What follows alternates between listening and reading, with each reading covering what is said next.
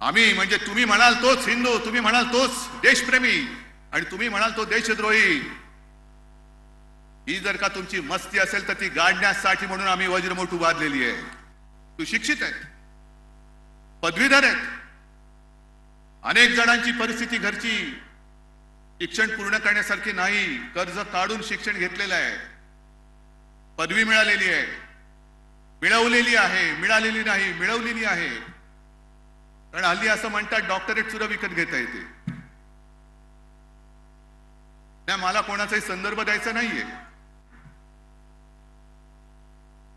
एका बाजूला ही देशाची परिस्थिती आहे की पदव्या दाखवतोय, अरे मी पदवीधर आहे, मी पदवीधर आहे, बरं छान आहे, पदवी घेऊन घरी जा आणि भिंतीवर लावून ठेव।